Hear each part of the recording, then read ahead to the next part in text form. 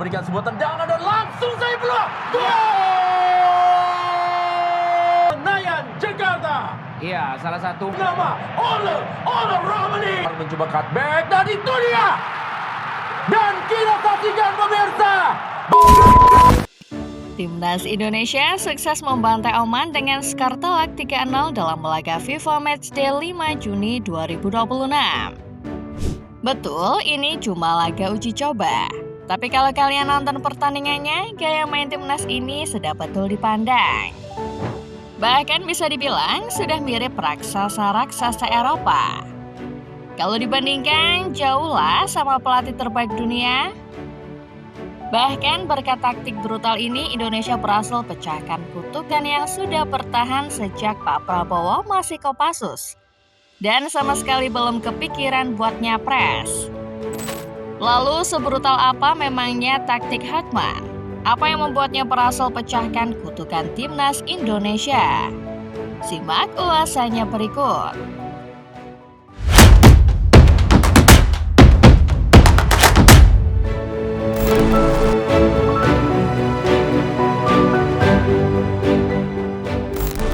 Indonesia menjamu Oman di Gelora Bung Karno pada 5 Juni 2026 malam.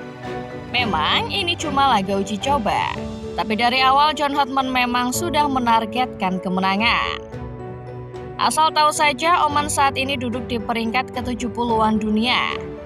Jauhlah di atas Indonesia. Tapi justru dalam laga kali ini, King Indolah yang keluar sebagai pemenang. Tidak usah berlama-lama menanti gol di pertandingan ini. Baru 13 menit laga berjalan, gawang Oman sudah bergetar. Pelakunya tak lain adalah sang calon mantan anyar, Justin Hubner. Memanfaatkan tendangan bebas Nathan Choaon, tandukan Hubner merobek jala gawang Oman kawalan Ahmed Faraj. Apakah Indonesia puas cuma dengan 1 gol? Jelas tidak. 15 menit kemudian, striker kesayangan kita semua ikut membuat GBK bersorak. Ya betul, Ole Romani namanya. Setelah memenangkan duel dengan barisan pertahanan Oman, Ole adu sprint dengan para bek itu.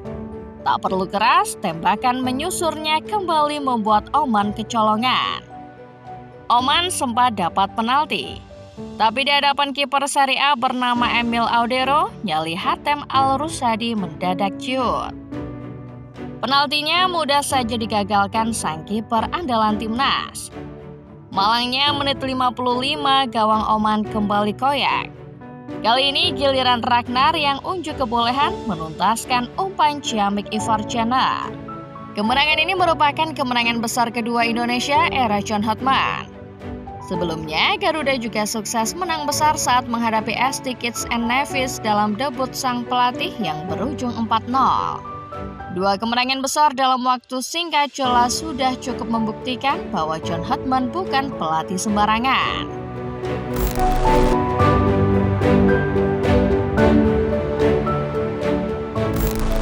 Oman ini peringkatnya jauh lebih tinggi dari Indonesia. Kok bisa kalah sih?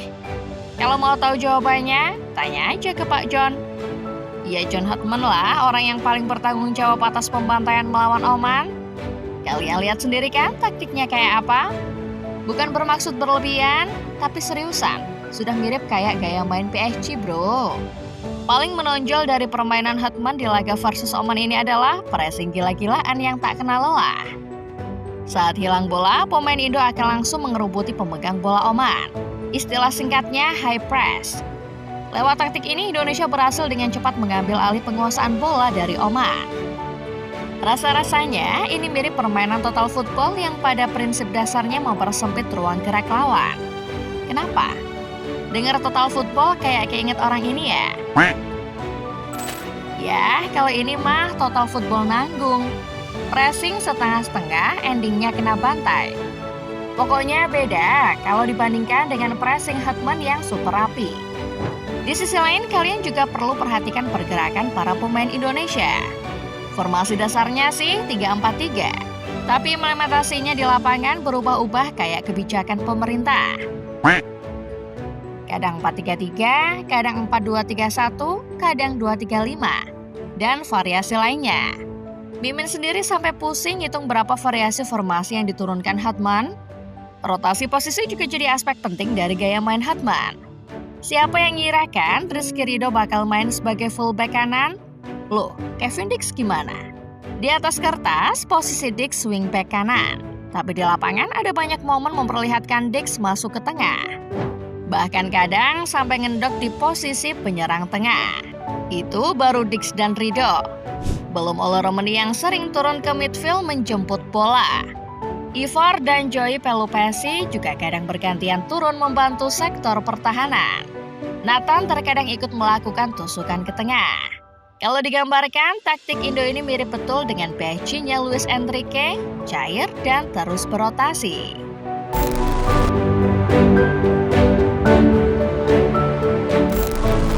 Tadi sudah kita sorot soal rotasi. Sekarang spesifik kita perlu melihat peran masing-masing pemain di tangan John Hotman ini. Kalau diibaratkan tokoh film-film nih ya, Hotman mirip seperti tokoh yang dikasih satu kerikil pun masih bisa menang lawan musuh paling OP. Lihat saja bagaimana cara Hotman memaksimalkan potensi para pemainnya. Gak kepikiran kan pasang Ridho sebagai fullback kanan? Nyatanya di laga ini Hotman memberinya role demikian. Profil Ridho yang suka naik untuk membantu sektor serang sekalian dimanfaatkan Hotman sebagai fullback. Apakah cuma Ridho yang jadi objek eksperimen Hotman? Tentu tidak. Doni Tripamungkas waktu awal masuk juga tak luput jadi objek percobaan. Sering bermain sebagai fullback kiri, Doni kemudian malah diplot sebagai back kanan. Padahal dia ini pemain kidal. Istilah kerennya Wong Fur. Tapi ternyata keputusan itu bukan tanpa alasan. Hotman meminta Doni melakukan cut inside dengan kaki kirinya. Bahkan Emil Audero pun diberi role yang cukup menarik di laga ini. Bukan hanya sebagai shot stopper, tapi juga sebagai ball playing goalkeeper. Bagi Hotman, seorang kiper tampaknya juga harus piawai membangun serangan. Untuk itu ia pun memberi mandat demikian kepada Kang Emil. Ole Romeni juga dimanfaatkan dengan baik. Profilnya sebagai striker mobile yang sering menjemput bola terlihat begitu kentara di laga ini. Dalam situasi tanpa bola, Ole akan turun membantu lini tengah. Hal ini membuat lini tengah Indonesia tampak padat sehingga mampu membuat serangan Oman netral sebelum memasuki area pertahanan. Kalau mau dijelaskan satu persatu, sepertinya nggak ada habisnya. Pasalnya semua pemain seolah mendapat role masing-masing di laga ini. Kalau para pemain timnas ini senjata, maka Hotman adalah penggunanya yang tahu cara memanfaatkan semuanya. Beda kelas lah ya sama tim kepelatihan terbaik itu.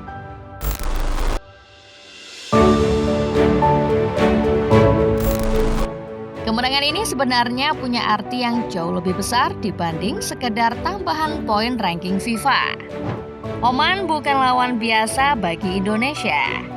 Selama puluhan tahun, Oman selalu menjadi tim yang membuat Garuda frustasi. Berkali-kali bertemu, hasilnya lebih sering mengecewakan bagi Indonesia.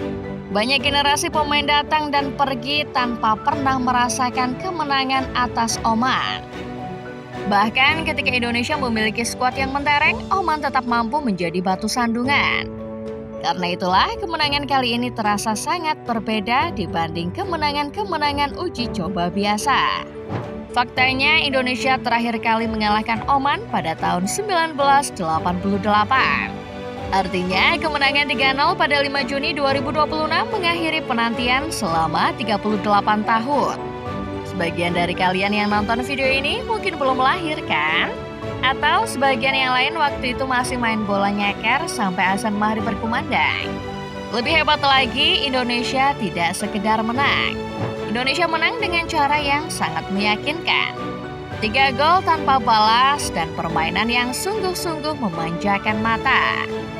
Berkat ini Indonesia pun naik peringkat. Indonesia kini menduduki urutan 118 dunia, jauh meninggalkan Dek Malai di bawah kita.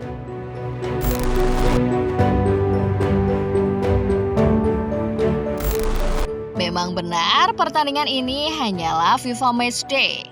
Tidak ada trofi yang diperebutkan, tidak ada juga tiket Piala Dunia yang dipastikan.